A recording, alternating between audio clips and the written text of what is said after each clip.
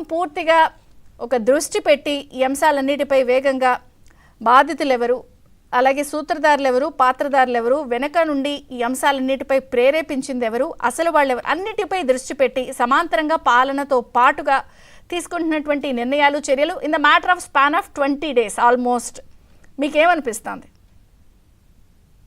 ఈ 20 days లో జరిగిన దానికంటే ఇక మీదట జరగాల్సింది ఇంకా చాలా ఉంది కదండి.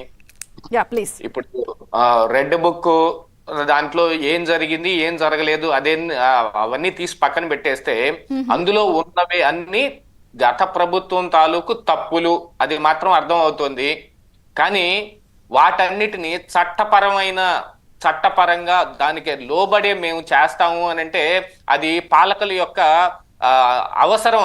అది ఏ విషయమైనా సరే చట్టపరంగానే ఉండాలి. కానీ ఏం చేస్తాం చెప్పండి, ఈరోజు వ్యవస్థలు రాజకీయాలు ఈ రెండు ప్రతి అంశంలోనూ మిళితమైపోయి ఉన్నాయి. ఈ వ్యవస్థలో ఏ ఒక్కరిదో ఇద్దరిదో పాత్ర కాదు, వ్యవస్థలో మొత్తం అందరిది, పైనున్న సుపీరియర్ అధికారి దగ్గర నుంచి కింది స్థాయి అధికారి వరకు ఇందులో భాగం అయి ఉంటారు. వాళ్ళందరూ ఏ మేరకు పని చేయగలుగుతారు అనే దాని మీద అవుట్పుట్ ఉంటుంది. అంటే నిష్పక్షపాతంగా చెప్పింది చెప్పినట్టు చేయడం, లేకపోతే ఎవరికి పైనున్న సుపీరియర్ అధికారికి భయపడకుండా చేయటం అనేది ఇందులో ఒక భాగం. కానీ ఏం చేస్తాం చెప్పండి, ఇక్కడ వ్యవస్థ అనేది ఒక ఎంత ప్రక్షాళన జరగాల్సిందో ఇప్పుడు అందరికీ తెలిసిందే. ఒక నిరంకుశుడైన ఒక నియంత లాంటి ఒక నాయకుడు వస్తే వ్యవస్థ ఆయన చెప్పిన దాన్ని తూచా తప్పకుండా పాటించి చేయటానికి ఖచ్చితంగా చేస్తోంది. కానీ న్యాయపరమైన ఒక నాయకుడు వస్తే ఆయనకు మాత్రం అడ్డంకులు ఎదురుగా వస్తాయి. ఎప్పుడు జరిగేది ఇదే, ప్రపంచవ్యాప్తంగా జరుగుతోంది ఇదే. ఒక వ్యవస్థ సక్రమంగా పనిచేయాలి అని అంటే అందులో ఉండే వాళ్ళందరూ న్యాయపరమైన దీంట్లో భాగమై ఉండాల్సిందే. ప్రతి ఒక్కళ్ళు న్యాయంగా పనిచేయాలి అని అనుకోవలసిన వాళ్ళే ఉండాలి అక్కడ. కానీ వ్యవస్థలే భ్రష్టు పట్టిపోయాయి. ఈ వ్యవస్థలను భ్రష్టు పట్టించింది మళ్ళీ రాజకీయాలు.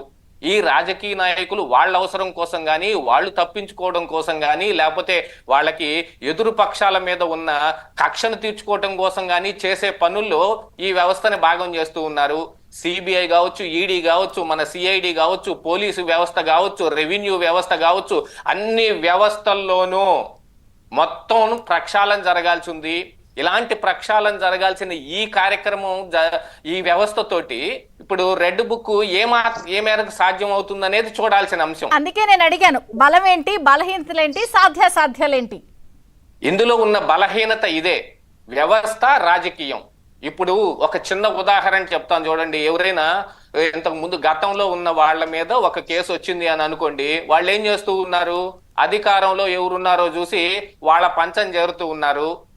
అందుకనే కదా ఇప్పుడు పార్లమెంట్ లో సైతం వాషింగ్ మిషన్ మోడీ అనే ఒక నినాదం కూడా బయటకు రావటం జరిగింది.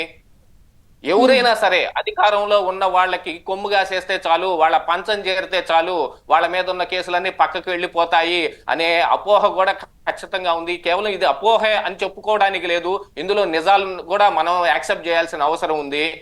కానీ ఇక్కడ ఒక మంచి నాయకుడికి ఎప్పుడు అడ్డం పడేది ఏమిటి, చట్టపరమైన చర్యలు, న్యాయపరంగా వ్యవస్థాపరంగా మన రాజ్యాంగానికి అనుగుణంగా పనిచేయాలి అనుకునే దాంట్లో మళ్ళీ ఈ వ్యవస్థలు మొత్తం వచ్చి అందులో మిళితమై ఉంటాయి.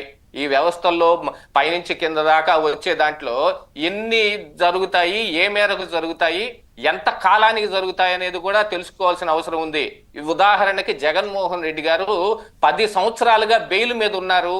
ఆయన మీద సిబిఐ గాని ఈడీ గాని పెట్టిన కేసులు ఛార్జ్ షీట్లతో సహా క్విడ్ ప్రో కోని ప్రూవ్ చేసే విధంగా బోల్డ్ అన్ని చూపిస్తే ఈడీ కూడా కొన్ని వేల కోట్ల రూపాయల ఆస్తులు జగన్మోహన్ రెడ్డి దగ్గర ఐడెంటిఫై చేసి వాటన్నిటినీ కూడా వాళ్ళు జప్తు చేస్తే ఏం జరిగిందండి? ఆయన 10 సంవత్సరాలుగా బెయిల్